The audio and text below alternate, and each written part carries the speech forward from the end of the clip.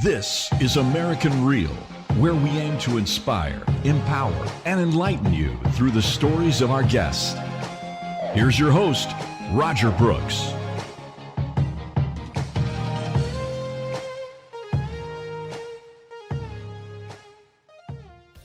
This is American Real. I am Roger Brooks, where today my very special guest is Rashad Ahmed. You are known as the Zen Coach and are a certified life coach and mentor, where you promote heart-based leadership, having consulted with over 3,000 people during your tenure. Over the years, you have delivered keynote speeches at various public forums, and your clients say you just see things they can't, which helps them identify issues they would miss otherwise. Rashad, welcome to the show. Roger, I'm so excited to be on your show. Thank you very much for having me. It's a great honor. It's an honor right back at you. And you are in South Africa. Tell us about South Africa. Most of our audience is in Europe and in the United States. So I would love to hear a little bit about where you're from and about the area and what is life like there? Well, it's one of the most beautiful cities in the world. It was rated number 8 most beautiful cities in the world by, it was a London travel magazine. So I'm in a city called Cape Town, in the right of the tip. If you keep on going south, you'd end up in the South Pole. So I'm right at the bottom. That's a beautiful place. We have whales that come and nest, not nest, but what's the word? They come and give birth in the waters here. It's spectacular. They call it we have one of the windiest cities in the world. They call it the Cape Doctor because it's so windy. We have one of the clearest, bluest skies in the world so photographers, movie directors, they come here to shoot their movies. So you see the vividness of color come alive here. So that's on the one aspect. On the other aspect, we have a government that is still sort of developing out of the old apartheid regime, from Mandela, as everybody knows. So we have those issues. So I've been here now for 18 years. Before that, I was in Sydney, in Australia, for 15 years. That's where I went to school and things like that. So it's a beautiful place. There's no lions running around. It's there was once I was having a call with a guy in the US and he said, "What's that noise?" I said, "It's just a lion biting on the line. It doesn't matter. Don't worry about it." He's like, "Really?" I was like, "No, there's no lions here. We live in a very cosmopolitan city and many Americans come and visit us." Wonderful. And living in Australia previously, what would you say the difference in just typical day-to-day living is where you are now? As opposed to day-to-day living, yeah, it's the same really. I mean, we don't have that much. Actually, we do traffic. I mean, we have traffic to contend with. Well, the whole COVID thing has changed things in a beautiful way. Because myself and my wife were just up and down with the children. I've got 4 daughters and it's just one event after the other. It's school, back and forth and all these things, horse riding and music. And it was just getting too much. I mean, she was spending 2.5 hours a day in the car. So, as much as it's been difficult for a lot of people, I don't know if I want life to go back to the way it was before. So, yeah, there have been some amazing improvements to the quality of life for people here, and hopefully we'll be able to overcome the economic hardship, which is a reality. We have an unemployment rate of one of the highest in the world. Close to 55 to 60% of the population is unemployed. So, we have huge poverty, unemployment. Many people live in makeshift houses so when it rains here, I mean, houses get flooded, washed away. It's so you have huge polarity. You have the well-to-do people. We're not talking about tremendously rich, but you have very high amount of very wealthy people, a reasonably small middle class, and majority of the people in abject poverty here. So it's you are reminded on a daily basis how lucky you are to have what you have, because when you're in the West, like in Sydney, finding a poor person or finding someone in a horrible situation financially is very rare. But in South Africa, you just get to the traffic lights and there's people wanting money, they don't have food, a woman walking around with baby. It makes you very aware and grateful for what you have. So that's where it differs, I guess. And Rashad, for thousands of years, we've had this problem with poverty. From your perspective, seeing it, where you live and in other places around the world, do you think there's any solution to overcoming poverty? Yes, there is a solution, and it requires collaboration. Ultimately, right now, anyone that is half connected to their soul and their heart would know that we are in an extremely abnormal stage of existence. If we look at existence, and I always like to take an ancient view, to look at life starting, as they may have said, Homo sapiens, anywhere between 200 and 300,000 years ago, to where we are now. We're living in an extremely unusual situation right now, and we have huge polarities between the rich and poor. And it's not just in Africa, it's worldwide. The solution is, unfortunately, it's not, there isn't, and I'd love to say, there's this wonderful fix where we, increase spending on education and all the rest of it. It's about getting a group of us coming together saying we have a vested interest in the planet and the future of the planet. Everything else falls into line, really. I mean, there is no lack in this universe as far as I'm concerned. It's just a matter of where our priorities are. And I don't think we ever been, in the past, you couldn't get away with a leadership like this worldwide. You couldn't get away with the measures that we're implementing worldwide, but we are. So my view is that instead of feeling like a victim, you have to surrender that the universe has a plan. And right now, as far as I'm concerned, the planet has not been more unconscious than they are right now. Our behaviors are unconscious. And what I teach in my sessions is how to become conscious of what is going on around you. The noise is so loud inside that someone says, virus, you're going to die. Mask, it's going to save your life. Government, your friend. Vaccine, and that's all. Right now, I don't think we can make a rational choice. All we want to do is go back and become good citizens, pay our bills, pay our taxes, and let life continue. And the universe said, hold on a second here. Okay, so the universe is allowing everything to unfold. It's not happening outside of it. So when you take on the victim identity and say, this is happening to me, you're part of the problem. So I say that the universe is definitely showing us that people need to become more conscious. And so my role is to make people more conscious by teaching them the tools to tune into their hearts and be able to discriminate what is crap that's going on and what's reality, what's important and what's not. One of the great sages of the time, I think it was Socrates, who said, wisdom is knowing what to ignore, not what to know, it's what to ignore. So that's, so I didn't answer your question, but yeah, I don't think I have the tools to answer the question, but that's my take on it. What are some of the tools that you teach people to become more conscious and aware? Well, first of all, it's about being centered in ourselves. Right now, the noise is in our heads. I just got off a Zoom session, we're using Google Meet for now, where I was teaching people how to form heart-brain coherence, which means that your heart and your brain are in alignment so that you can become more aware. And what I said on the session was that the number one commodity right now out there in the world is your attention. Everybody's vying for it. I mean, you see on your show as well, right? You could have the best content, and I love your show and I love your content. I think it's extraordinary. And we had this wonderful chat beforehand, and I'd like to contribute to your show, is our attention. So Instagram charges you based on how much attention they can retain, right? And the problem is when you're not on the phone, what are you doing?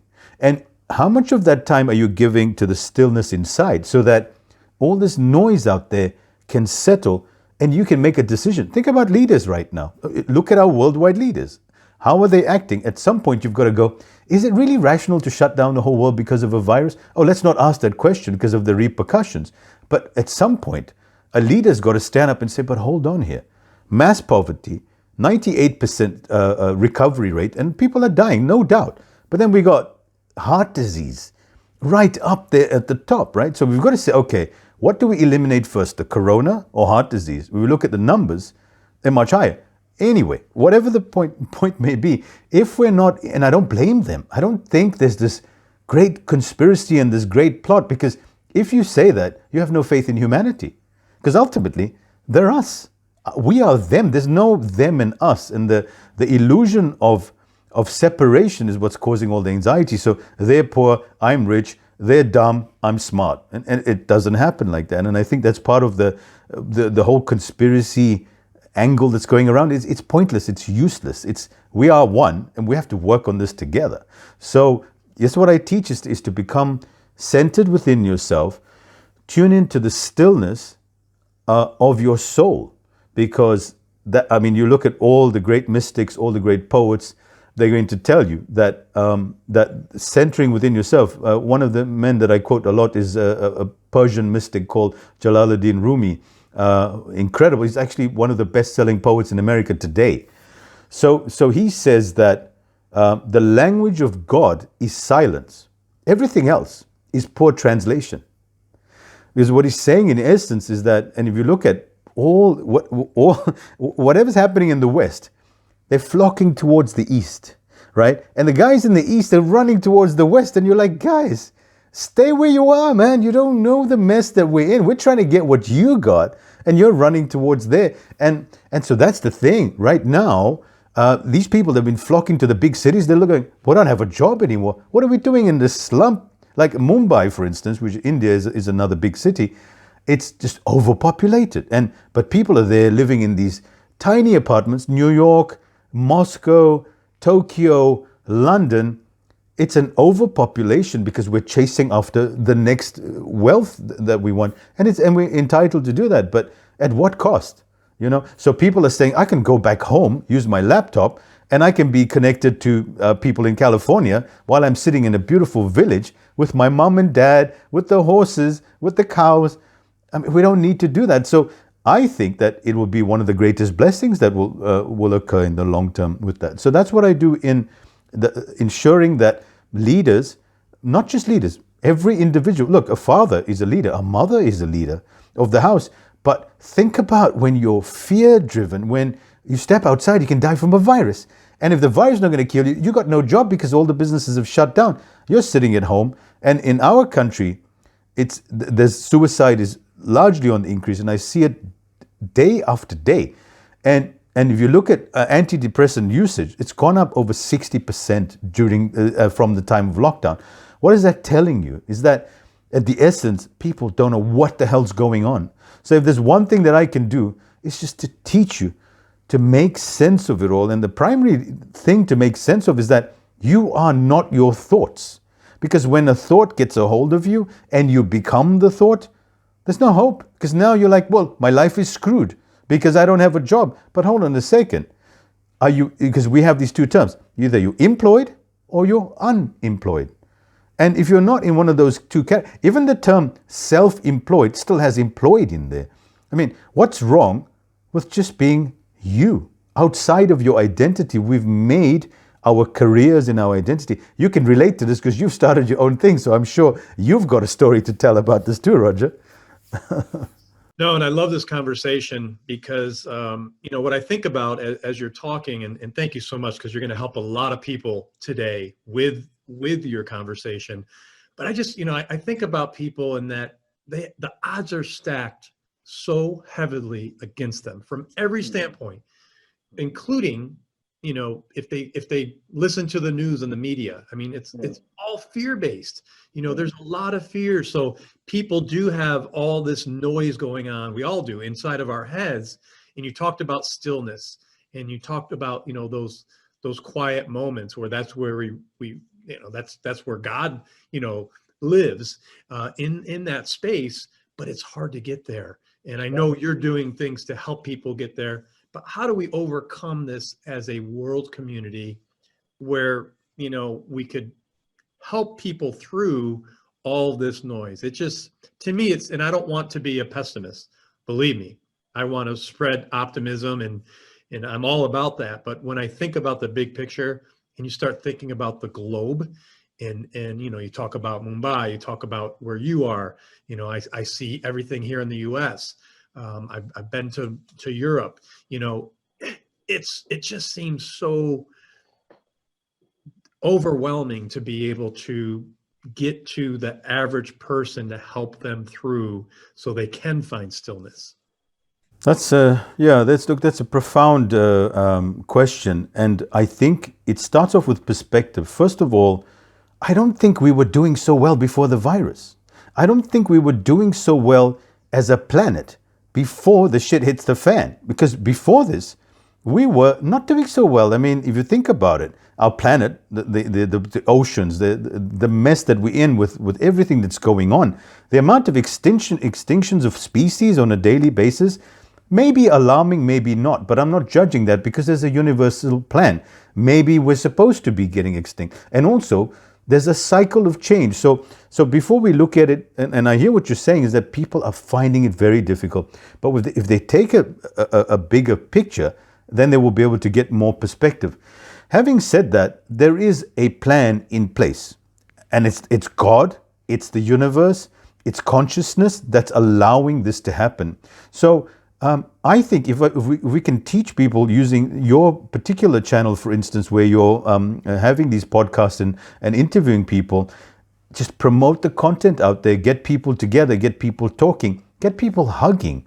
If we don't have human interaction, we're done for. And so even though all these things are being allowed by the universe, if we can do something with absolute precision, when I talk about precision, it's that make sure that you're aligned with the universe, that when you go out there, do not attack people, because that changes things. Like, you know what, they're all against us and we got to do this and we got to do that. You're not going to get anywhere. So so for me, it's amazing that you asked the question, because when a client calls me up and says, I'm feeling overwhelmed, I don't know why I did that. I messed up the interview and, I lost the business deal. And I say, okay, first thing, breathe.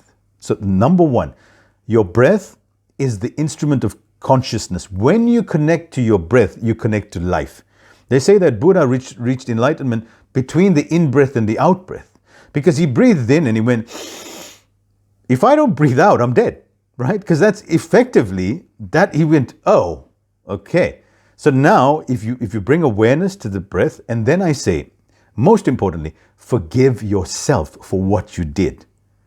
That's the thing. So we look at everything that's happening. I forgive everyone that's doing whatever it is that they're doing that's done unconsciously. Number one. Number two, I'm going to love them and share love from my heart. This sounds so strange because I'm a businessman. I didn't, in my past life as a businessman, as a corporate career guy, what's this love bullshit? I mean, we got to get out there. We got things to sort out, just close them down, shut them down, protest, da-da-da. And that it didn't get anywhere. Look at the conflict we have right now. It's not really working. Forgive yourself, love yourself, and then find the stillness inside and don't try to solve the problem. That's the thing that everybody's trying to do. Let's solve the problem. But what you're not seeing is that it's not your problem, right? There is a force, and this is the greatest freedom, because everybody's trying to say, what do we do? There's a virus. We don't have a job. I'm saying that the Taoist philosophy and the Japanese philosophy, the Zen, the Buddhists, the gurus in India, the Sufis, they're all telling you, be like water, flow, let go. So when you create resistance, you create tension within yourself. You can't change the universe. Let me give you an example that throughout history, the planet Earth has had an average 100 million people on the Earth. In the last 200 years, that number shot up to 7 billion. Something's got to change. But here's the most extraordinary thing tying into your breath. How is it that there is enough oxygen all this time for 100 million people? How did the universe produce so much more? I'm not talking about double. Who's doing this? What's doing this? It's 7 billion people and each one of them goes, but who's doing that? I mean, if you can get that, then you get a little perspective, because perspective says, okay, so we relinquish. And think about it. Resisting life, it's not going to stop life, is it? You can't stop what is going on. And if you allow it, then you're surrendering. And if you look at the number one cause of heart disease, cancers, all of that's got to do with one thing. And I spoke to a doctor, a friend of mine who's a homeopath and a 20 years medical doctor. He says all of it can be attributed to one thing: inflammation. So after a meditation, I was talking to my wife and she says, "Do you know, inflammation is resistance." I said, "That's it. When you resist life, can you resist life? Oh my God, life, you can't stop life.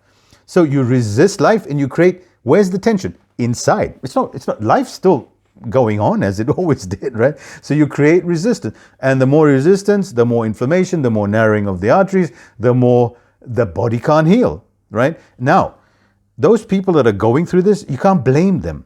When you don't have a job, when you got a mortgage to pay, when it looks like everything is collapsing on you, the first thing you have to do is forgive yourself for being overwhelmed. Because the ego is like a child. If you say to it, but look how stupid you are, instead of you being still in your mind, you're being consumed by fear, that feeds the ego in it. And then the ego goes, it's like a child. It closes the door. It's like, well, if you're going to attack me, then you go deal with the shit yourself, right? And that's what I found, because before it'd be like, okay, that's it. Monday morning, meditation, veggie juices. We're gonna change our diets. And you wake up Monday morning, let's try next week because I'm a bit busy this week. It doesn't help. So in my coaching, I tell people, forgive yourself and then work with yourself. Because remember, we talk about I'm not myself. Well, who are we talking about? Who's talking? Who's I'm not myself? Because there's two people in there, right? Or that, I can't stop thinking. Well, who's the I? And so people say, oh no, I can think all the time. I say, okay, 2 minutes, clock starts now, stop thinking. No, you can't do that. Or can you choose your thoughts for 2 minutes? I mean, we have between 70,000 and 80,000 thoughts a day. And neuroscience has been they've mapped out the brain, the receptors and that. One question for you, where do thoughts come from? Nobody knows, right? Because it just comes, right? So Rumi says so beautifully, he says, why do you consume yourself with worry? Don't you know where thoughts come from? And I meditated all the time. I'm like, no, I don't, because nobody does, right? So either you can spend all the time thinking about where thoughts come from, or you can get on with the fact that you are consciousness asking this question. And once you do that, that's it. In fact, that's a stage of enlightenment, is that I am not my thoughts, therefore I can choose another outcome. And I would love to bring this to the planet and say, guys, you are not your thoughts. Let's go back to center. And you don't have to go into a monastery for years and undertake tremendous teachings. It's a 10-minute process, and I've done all these recordings. I'm going to be putting on the YouTube video, and I'm not the only one. I'm not selling anything, right? Because I don't do coaching because I have bills to pay. I'm very fortunate in the sense that I choose my clients, I choose when I work, and I don't ever work. So Alan Watts says so beautifully is that when you get to a stage where you're doing what you love and you're getting paid for it, then you're an intelligent person. Because intelligence is that. So his theory was that the dolphins they were mammals originated on land, right? And so the dolphins have such an advanced consciousness and intellect. They said, you know what? This being on the land thing is just exhausting. I've got to drag myself over here and let's go live in the ocean. So they evolved, they lived in the ocean, and they just go around. They said, look, we've got abundance of food. We can just go around. And once they finish eating, they said, we can just play around. So they figured out how to align their bodies to an angle with their fin to the ship front of 26 degrees and just sail and then float along with it, using it. So the rest of the time after they've got their food, they just go around playing in the water and like, boom, up and down. And that's life. I mean, that's it, which I thought is quite profound. So, and Roger, I know you don't ever work either. So, and I can tell you've been through a lot in your life to reach the stage of doing what you love and keeping it real. I mean, that's why it's called American Real, right? Absolutely. No, and look, everything you just said, I purposely didn't want to interrupt at all because it was just very profound. And these are the type of conversations that I love to share, that are so important for others to hear, because we are all going after the same thing. And I just really appreciate the fact that you helped make sense of some of that, because it's not easy. We are inundated with our own thoughts. But I love the one phrase you use is be like water. Just go with the flow. That that in itself, I think, is one piece of gold that is going to come out of this conversation. I know it helped me, and I know it'll help a lot of others. Yeah. So yeah, I could. Yeah. So the issue about water is something that, all my life I basically resisted life without knowing it, because nobody purposefully wants to resist life and say, I'm doing this and that, and it's not a conscious thing. But when you, like you said, when you became aware that water is this amazing substance, and in fact, if you look at it from a Chinese perspective or from a traditional perspective, is that water is like the feminine energy and the masculine energy is like rock. And water always overcomes rock, eventually. And it's the softness. So if you read texts like the Wu Wei and the text of Lao Tzu, which is the Tao Te Ching, or the Tao Te Ching, which is this amazing text that's been 2,500 years ago, that hasn't changed. They discovered 400 years ago a manuscript of the Tao Te Ching, and it was 98% correct from the original document. So it is like a Bible, and I believe he was a prophet of God, a sage. And so he says that resisting life is futile. And when you flow, and I'm doing a series on leadership using the principles of that, which is allowing everything to be. Because nature, if you look around you without the mind stream, you'd find nature, the sun rises precisely and sets precisely every single day. Look up at the planets, look up at the rotation. If you look up at the night sky and see how the planets have rotated throughout the year, who's doing this? Are you doing anything? So the Wu Wei, in essence, is the art of not doing. Now, this is profound. So you're saying I should just sit around and not do anything. And this is the bottom line. Not doing is not becoming the doer. So for instance, and this is the example to use, judo or any kind of conventional martial arts from the East, you are there having trained for 20 years doing this kind of rituals, push-ups, sit-ups, maneuvers. When the opponent approaches, you don't do. So he hits, you move out of the way. He puts his weight on you, you swing his weight around. This is not doing, because you're not doing. Everything else is doing. But the moment you say, oh, he's coming towards me, let me get out of the way. Because I did boxing for a while. So I was there trying to hit this guy. And he's like, hit me. And I'm like, I'm trying, but I can't hit him because I'm trying to hit him.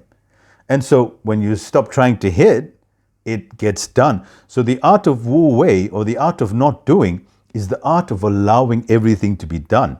And effective managers and leaders very few have mastered this, is that if you can't trust the universe, how are you going to trust an employee? And if you can't trust the universe, how can you trust yourself? So part of my coaching is building up a relationship with yourself, because you don't want to not trust yourself. But think about it. If I say, listen, Roger, could you jump into the ice cold pool over there and spend 15 minutes, right? Of course, you'd say, oh yeah, right? Okay. But I know if I'm alone, right? And that's where the group feeling comes in, right? And if you know this wonderful, the Iceman, Wim Hof, right? And so Wim Hof, he encourages his people to come to a particular center, and they say, guys, we're going to jump into the ice. If you do it alone, you can't, because who are you? Who's your opponent? It's you, right? So with the encouragement with someone, you can do it together. And that's the group feeling. And that's what I do with the coaching, is say, and that's why they do this fire walking, the dropping back thing that they do, is to build up a relationship with yourself. Because ultimately, if you don't trust this, and then you're putting to leadership positions, and of course, the majority of the politicians have gotten there from one way or the other, and it hasn't been from an authentic point. So leadership, we have all this thing about emotional intelligence, and it's wonderful to talk about executive coaching and emotional intelligence. But so I did a series of posts saying that leaders were always emotionally intelligent. Think about it. Would anybody follow you if you were like narcissistic, if you were not centered in your being, if you couldn't communicate effectively? No. So they always were. It's just that when we had the Industrial Revolution and people became machines and managers of machines and supervisors, we lost all of that. So leadership was demolished because machines were doing all the work. And we're heading towards the AI revolution and all the rest of it, which I call unconscious behavior. So the more unconscious we become, the next phase would be to turn us into machines.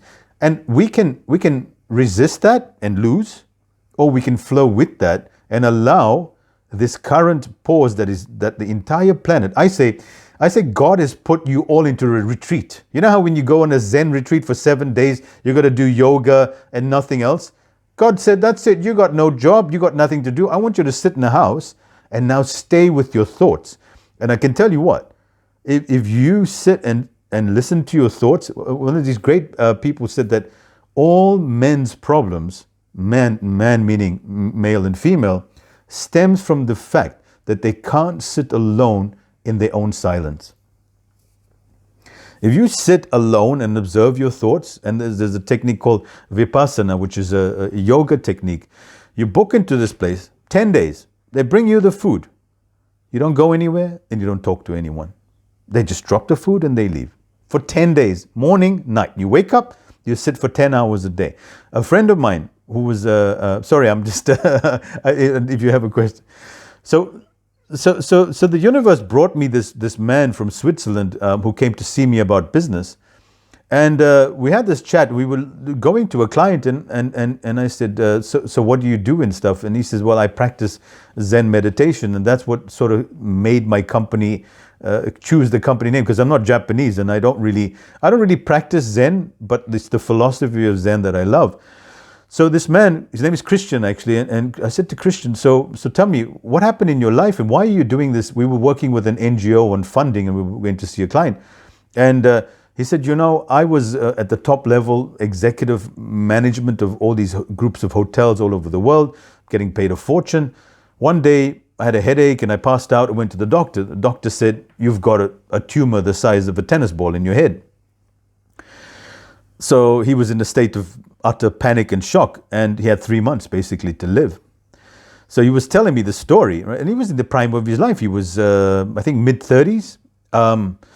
He went to see, a friend of him said, come meet this guy. He's a Zen master. And this was somewhere in Europe. I think it was in Spain. He said, all right, I'll come along. He met with the Zen master and he said, tell the Zen master what your problem, his friend said to him. And he said to the Zen master, well, I've got a tumor in my brain. I've got 3 months to live. And the Zen master said, you lucky bastard. I was like, he said, you lucky bastard. You're going to be dead in 3 months, but you still got to put up with all this shit. What are you complaining about? So the Zen masters are just like, so he was very offended by this, He went home and he was like, can't believe this guy, it's outrageous. But that's the beauty of the simplicity of the wisdom. He went back to the Zen master and told him, what the hell's wrong with you? It's a despicable answer.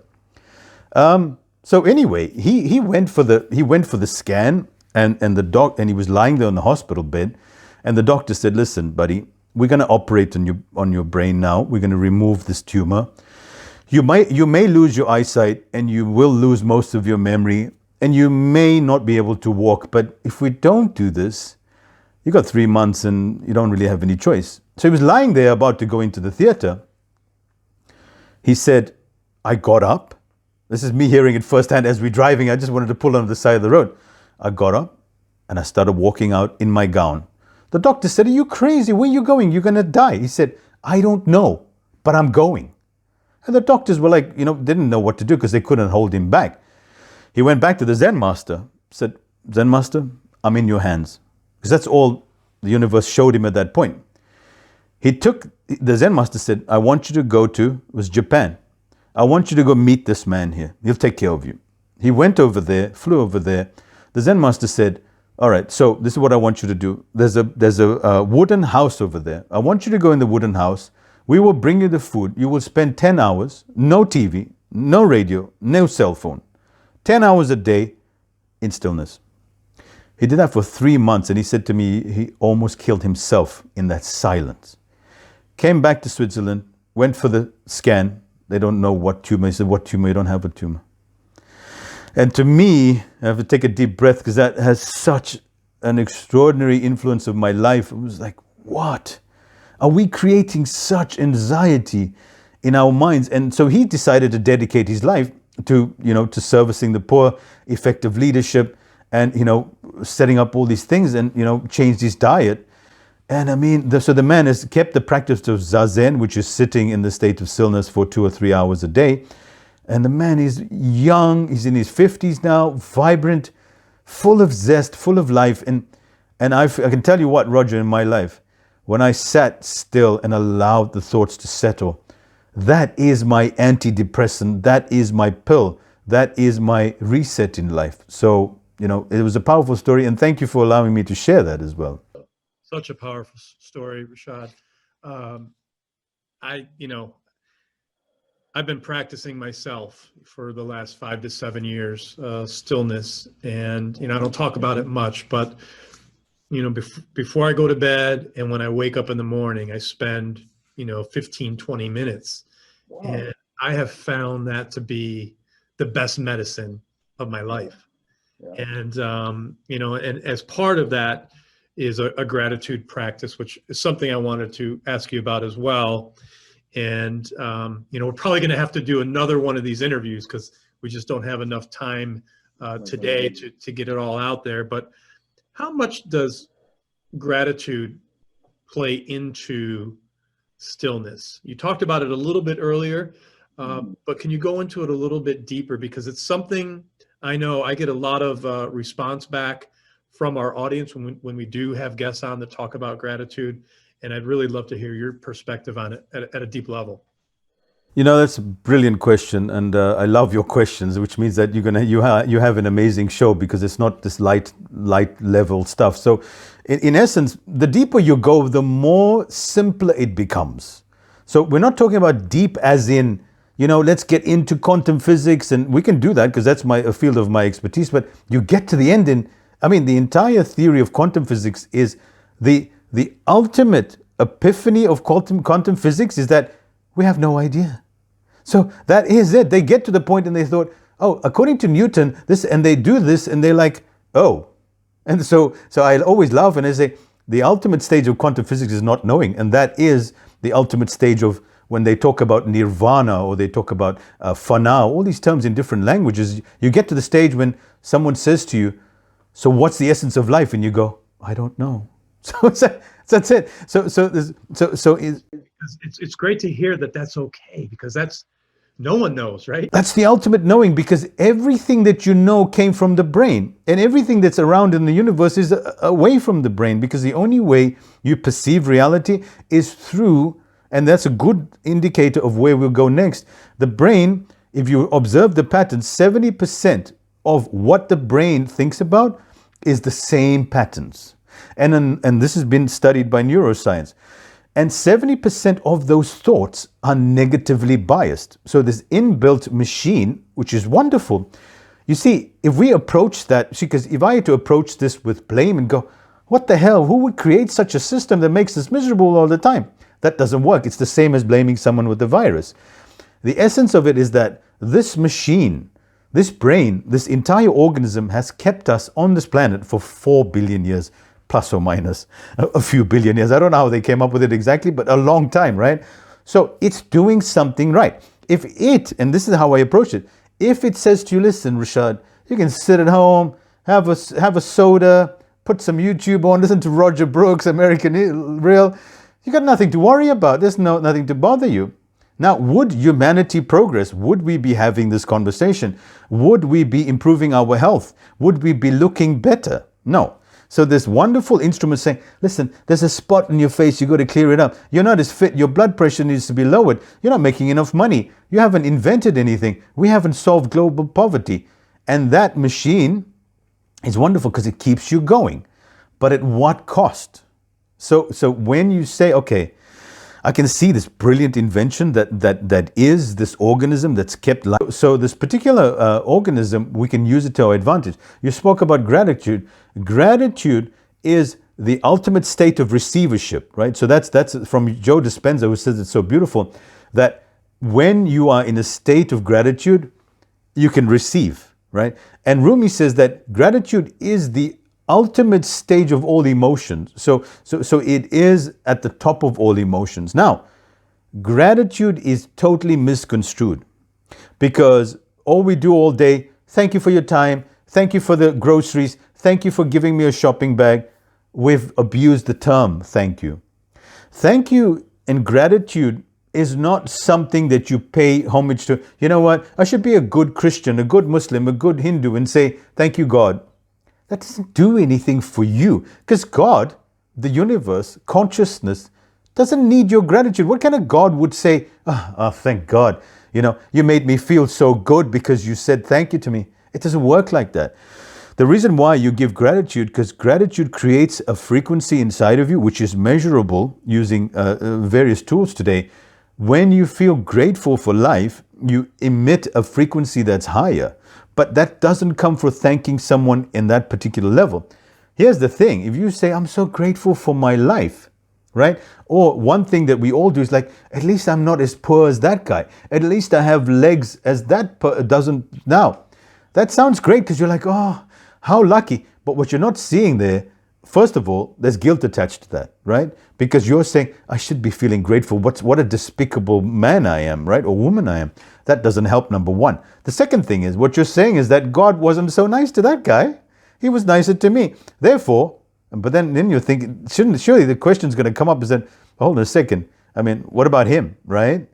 But that's the thing. We have a limited perception. In fact, to answer that question, that the universe has a plan for each and every one of us. And you may see that person in great hardship sitting there all the time. That could be his greatest growth. For example, a story of the man in the wheelchair, and you say to him, and there's a story, and the man went up to the man in the wheelchair and said, oh, it must be terrible being in the wheelchair.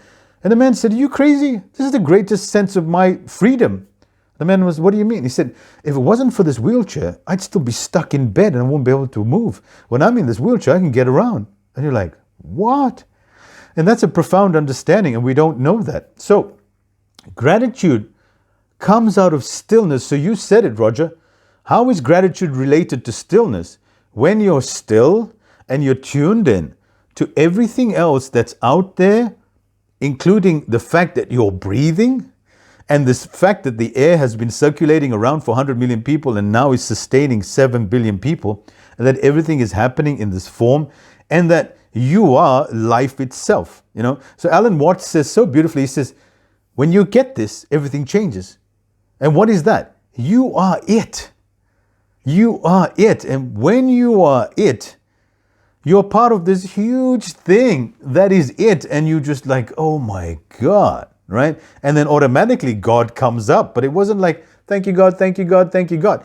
It's that I am it. So, it is a state of being, correct? It yes. is always. It is, you don't have to get into it. It is every moment. Right. And so gratitude comes without. So for me, when I teach prayer and I teach manifestation of manifesting the life that you want, I said, God doesn't need words and the universe doesn't need words. It's the feeling. So if you want to feel grateful, you don't sit there going, oh, and it's good to write it down. There's no harm in it. But, I'm grateful for my arms, for my leg, for my lips, for my tongue. And that's all good. But it's that feeling within you. And it's just like that bliss that comes from work. In fact, you just said it right. It's perception. It's the work of knowing what you are and the fact that your thoughts are not you and that you are much greater than the thought that you're having. And so the gratitude is a feeling, and I always talk about energy centers in the body. You have the lower energy centers, which is your grounding. So if you look at the lowest energy center, it's the base of your spine. And in fact, it's the first part of the development life cycle of the baby as it develops in the womb. And then it raises up. So when your emotions are down there, they're about survival. They're like, the threat, the saber-toothed tiger, the attack on me, which is where we're living right now. The planet is in survival. The planet is like, I don't want to die from the virus. I don't want to die from the tax man, from Facebook, doing this and that. We live there. And as you do your work with the chakras and the energy centers that science can't directly prove, but yet, science can prove it, which is one of those sort of dichotomies in life, is that when you move the energy up, and you take the energy from the lower levels, and they've measured this. They've measured an emotion such as guilt, shame, self-pity, doubt. It has a frequency on a scale, and the frequency is very low down. And as your emotions rise, then so does the frequency. So it gets quicker. If you measure it on a scale, it's getting more faster. And so then you have gratitude, then you have bliss, then you have ecstasy. And when you're right up here, you're in this thing. And the first time I heard this word, I was like, that's it. It's called rapture. Rapture is like, oh, just, and they show this on the Kundalini, which is this yoga breathing, is that the energy is moved up the spine like a snake, all the way through up, and you're just connected to the cosmos, right?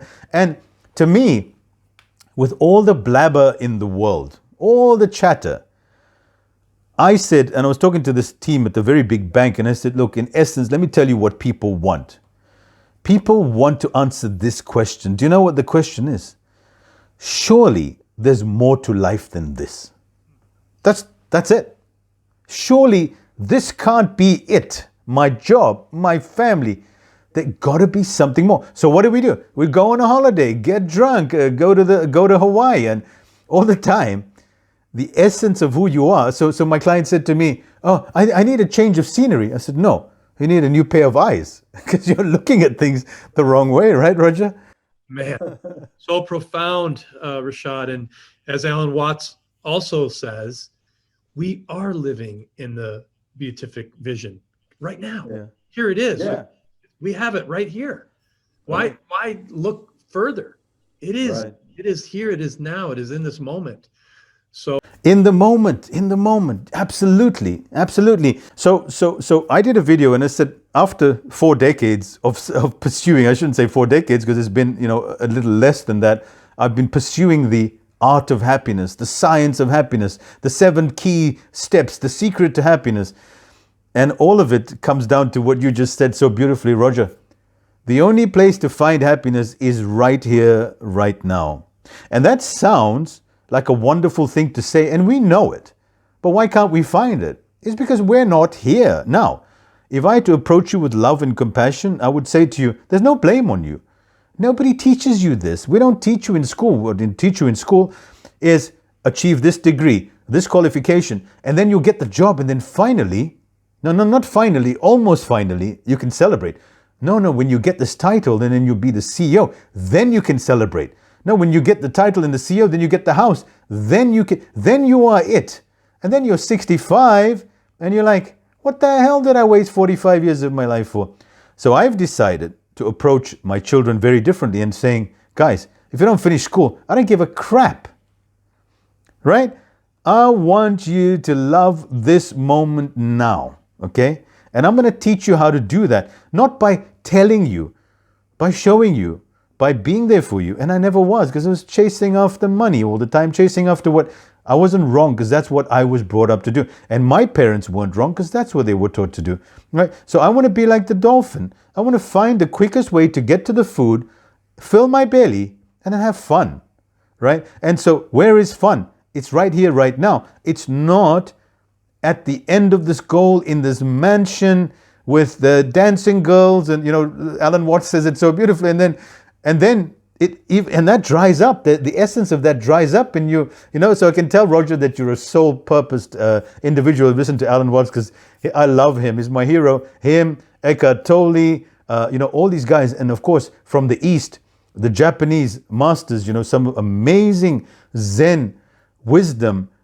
in that. So I'll share one story of the Zen master. So a man went to the Zen master and said, "Oh, master, could you show me how to get to enlightenment?" And the Zen master said, "I don't know." And they love this, giving this kind of answers. And so the man said to him, "But so tell me, what do you do?" He says, "Well, when I'm hungry, I eat. When I'm tired, I sleep." And the man said, "But oh, master, doesn't everyone do that?" He says, "No. Everyone, before they eat, they're thinking about what they're going to eat. They're thinking about while they're eating. They think about after eat. And it's thoughts. When they go to bed at night, they can't fall asleep because their mind is running away. And then they're dreaming all these horrible dreams because in the day, they didn't allow their mind to settle. So that's what you need to do."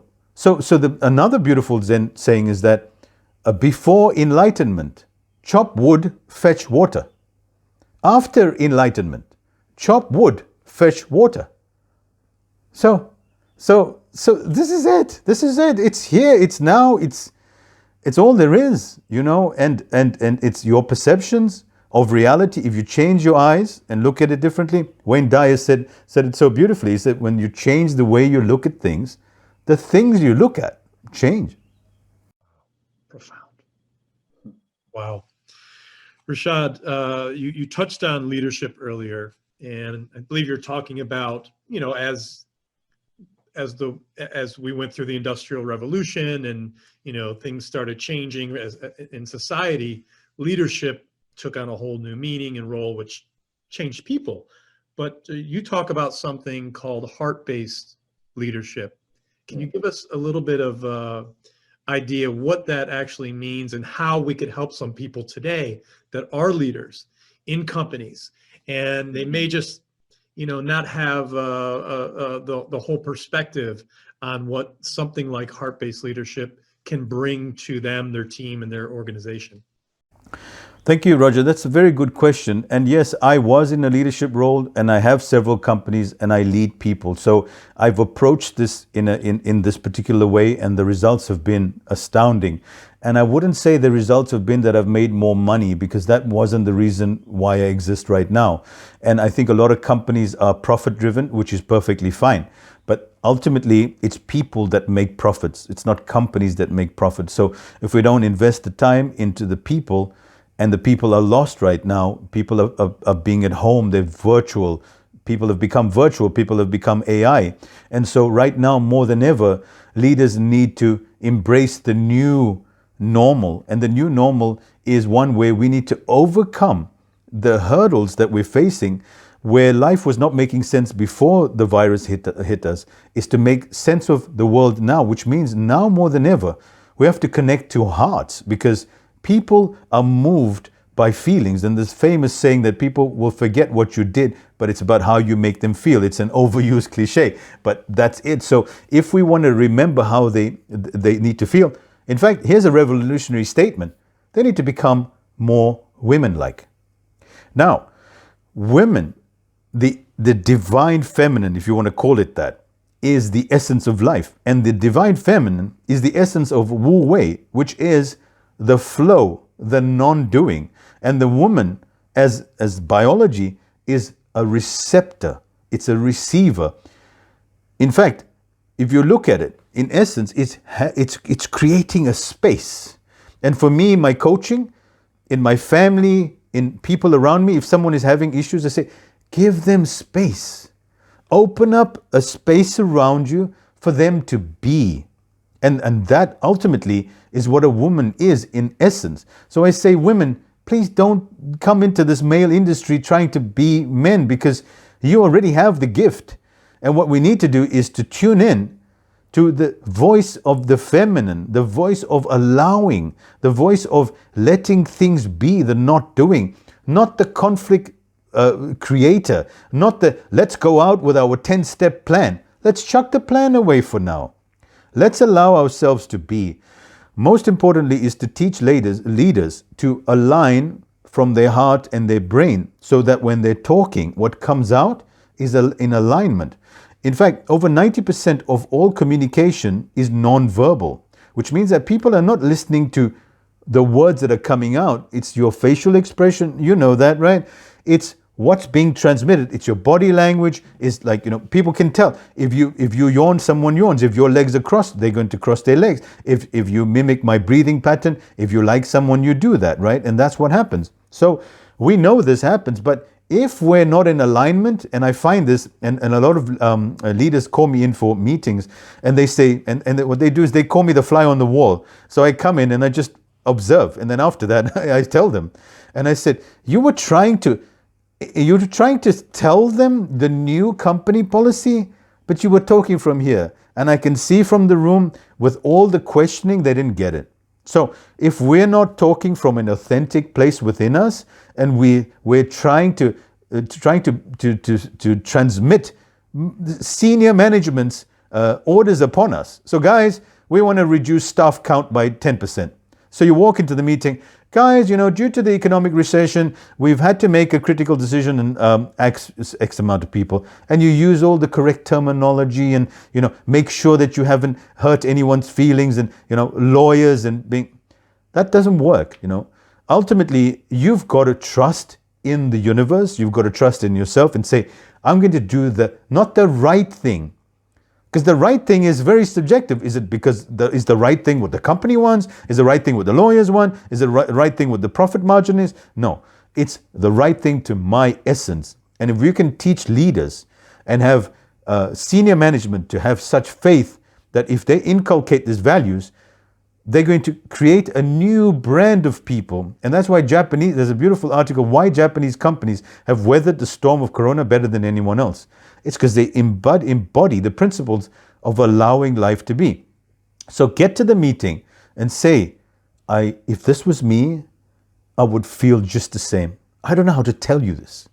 Now, that's the way. Or you could come across and the people are reading mixed signals. You're like, and then people have become analytical. And you know what? They're going to go to the lawyers. They're going to be like, this guy bullshitted me. He didn't tell me. And I could see he was just passing down senior management crap. So I'm saying, let's be authentic, but you can be smart about it. You don't have to go, these guys are trying to screw us over and there again. It's the blame game, right? So we'll say, look, this thing has happened, right? I've been ordered to do this after senior management with all compassion have come up with a plan. They don't know what to do next. So I've got the unfortunate job to do this. And so to teach leaders, look, communication is it, Roger. And if you can't communicate, and what's the number one skill in communication? And I'll tell you what it is. It's effective communication. It's listening. So talking is the second part. So we listen, we feel. And so what I teach leaders is to listen through their bodies, not through their ears. So if you as an interviewer, me as a coach, I sit for 4 to 5 hours a day and I'm sitting there and I make sure that I'm not thinking. If I come here telling you, it seems like you've got a similar problem pattern to the other person, there's your solution. And that doesn't work. So me as a coach, I sit here, I feel your words. And what I teach leaders is that to listen to the sound before the words. So there's a space that my words come out of. Can you hear that? And all of a sudden you're like, oh, okay. So you're now reversed. So now you're listening to the silence. And when you listen to the silence and you're feeling my words, I teach you to, instead of having foveal vision, which is looking at you, I have peripheral vision. So I'm looking at you, but I'm looking at everywhere else. And you try this. When you get into peripheral vision, your subconscious mind kicks in now, because now you're in absorption mode. So if you want to study a text and it's a long technical paper, you get into peripheral vision, put the audio on, and you're getting everything because you're bypassed. The moment you go, what is he saying about point number 5? You miss the whole thing. So it's these techniques on how to be effective listener. The second part is how to communicate your message effectively enough. And I mean, the results are proven over and over again. And I am one that is against the conventional leadership training, the executive coaching training. And I don't get some of the gigs with the corporate gigs. So a company said to me, Rashad, and one of the leaders had to go against the package deal. I didn't tick all the boxes. I didn't have this qualification, this degree. Think about it. Is there a degree on how to coach about life, Roger? I mean, how absurd, right? But anyway, so there are organizations that say, okay, well, you've ticked these boxes. You can now coach people on life. Even if you're 21, you just graduated. If you've done this course, then you know what? Roger, all these problems, you can fix it all because you got the qualification. So for me, so this guy finished the course with me and he said, listen, Rashad, my company has got senior management. I want you to coach senior management. I said, sure. How many people you got? He said, 15,000. I'm like, well, I can't do that, right? So here's the problem. How do I do that? I need to set up a standard and a certification. And I'm saying, I will not do that. I'm not going to mass produce. So I've launched a coaching program and I've got coaches coming through. But if they can't do what I'm doing, and ultimately I'm in the transformation business, I'm not in the coaching business. So if you walk away being more centered and you have the tools within you, then I can, there's a saying that says that when the student is ready, the master appears. And when the student is ready, the master disappears.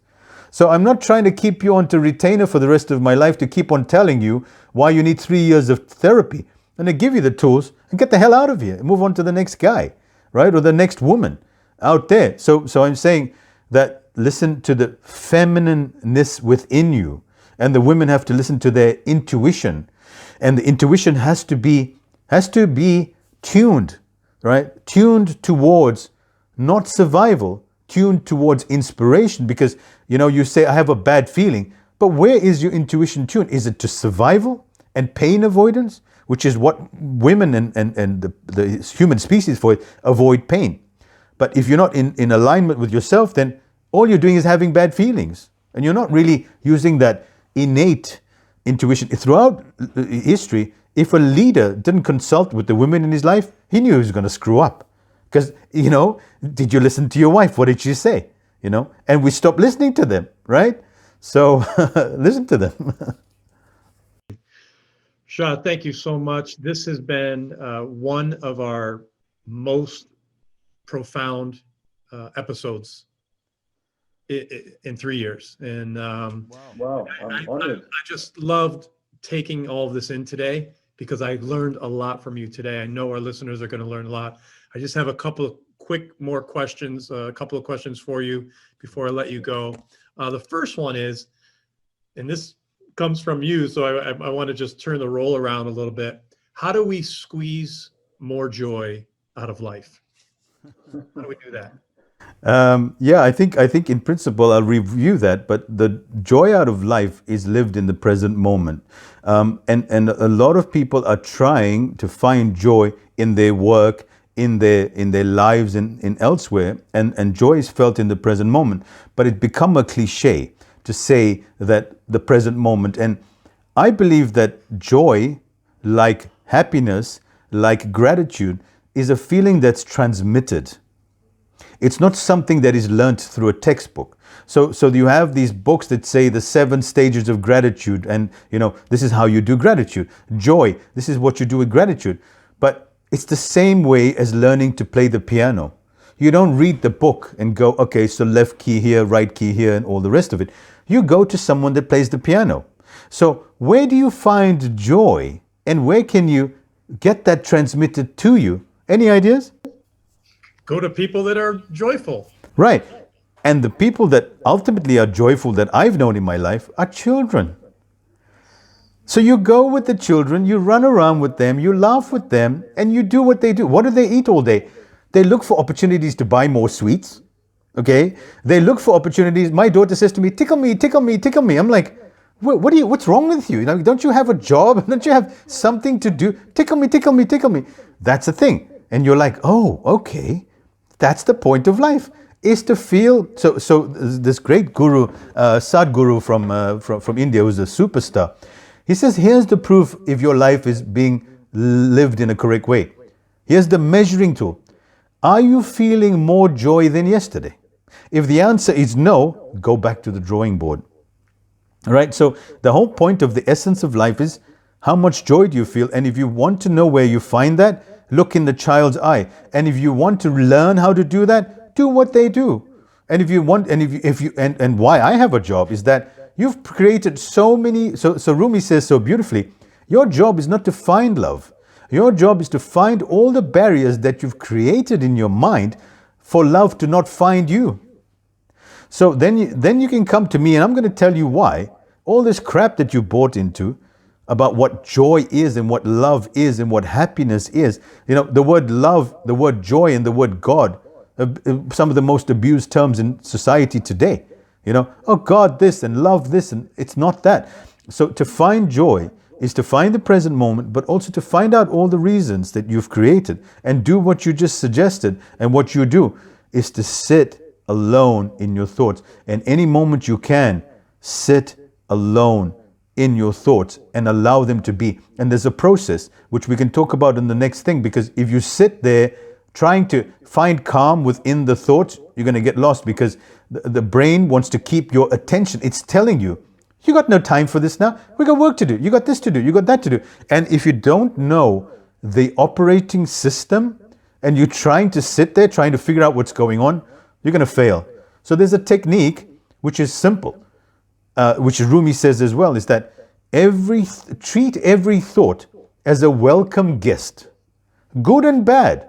Let them come And when their time is up, let them go. And that's the secret to meditation. So you allow the thought. So I use this example of a vessel opening up, like a ping pong ball dropping in, boing, jumping out. So here's the thought. I gotta go. We got work to do. Okay, off you go. Oh, you have a nice hairstyle. Okay, great. Now you go. Yeah. And so now we're not participating. And if you do this long enough, a gap opens up. One thought to the other. And you're like, oh, I had that thought as a space. And life is in that space. If you can open up that space and widen it, that's when presence, reality, the universe, your itness, your isness, all transforms, because it's between the gaps. It's between the breath, is like what Buddha said. It's between the inhale and the exhale. It's between one thought and the other. If you can widen that gap, you're widening life. And that's where joy can enter now. There's no gap for joy to enter. Joy is like, well, between that thought and that thought, it doesn't have a gap. So find the gap, find the gap. Fantastic. Fantastic. And thank you for that visual for us to be able to comprehend that, understand how to do it ourselves. Rashad, one last question before I let you go. And I ask every guest this at the end, and that is, at the end of the day, you still have a lot of work to do. What kind of mark do you want to leave on this earth? What do you want your legacy to be? The thing that I want to do most is to disappear into the mountains and not be seen by anyone. That's, on the one hand, is what I want to do, but I'd like to teach people to want that in life. And so my legacy, if you could say that, would be, while I'm here, knowing how insignificant yet how significant I am. Is actually in the opposite, is that you're nothing so that you don't have any expectations, and that you're everything so that you can build up whatever gratitude you want. And it's in between the two opposites that I find it.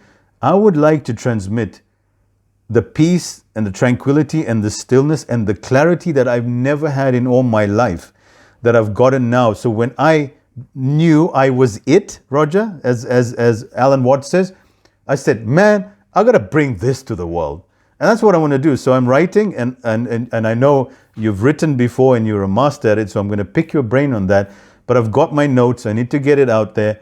I want to bring this, and I've got the tools, and I want people to realize how easy it is. And I'll leave with one thing when you're ready, is that Rumi was asked, he said, oh, great Rumi, how did you make such complex matters so simple?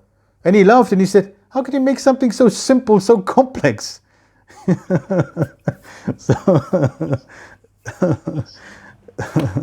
Rashad Ahmed, thank you so much. Welcome to the American Real family. You provided so much value and joy to all of us on this side. So thank you so much for coming. Roger, you brought this out in me, and to me, that was one of the best interviews that I've done. So thank you for being such a vessel, and you are the embodiment of what I'm talking about. So please give people more of what you have, and thank you for making the show available.